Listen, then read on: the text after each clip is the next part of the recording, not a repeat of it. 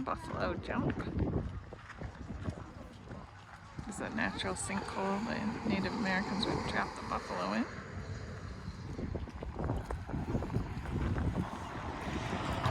Small herd of 30 will go in search of another herd to combine with safety in numbers. Okay? So now a herd of 30, they have a herd of 80 animals. The buffalo chasers continue this method on the small herds, kind of working on the far edges, and get them in a large group of 500 plus animals. And they kind of work them as close as possible to the sinkhole. Okay, so now they have them, let's say 4 miles, off to the west here. They got them in a large group. What next? That's when the drivers come into play. Okay, the messengers send word. Okay, the bison are gathered. It's your turn to get going. Okay, so the drivers move in and they flank the herd from the behind and to the side, and they're in strategic places. Okay, they utilize eroded arroyos and draws that led in the direction of the sinkhole. So they have those kind of size, and they kind of help them funnel in the direction of the sinkhole. They employ decoys to get the herd lured in the direction of the sinkhole. These were young boys dressed in a bison calfskin, and he would position himself in front of the herd, and by acting like he's in distress and bawling and crying, got those cows in the herd to move in his direction. So he's out front, drawing them closer and closer to the sinkhole. The drivers that are in the back are creating very carefully employing pressure to move them along those drive lines.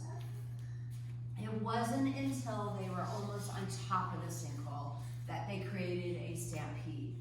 Okay? By making a lot of noise from behind, the buffalo, like, oh, there's a threat behind us, are going to be running.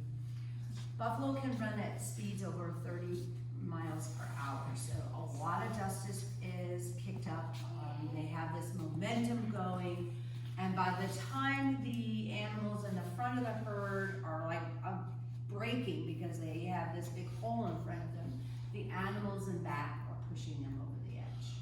Okay. We love that.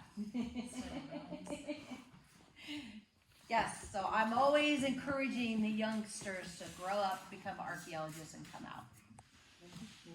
So, level 2, so that's another hunt. There's 3 quadrants of level 3, level 4. Most of this is level 5 in here. And then there's a level 6 and level 7. So these are all hunts that occurred in the 1700s.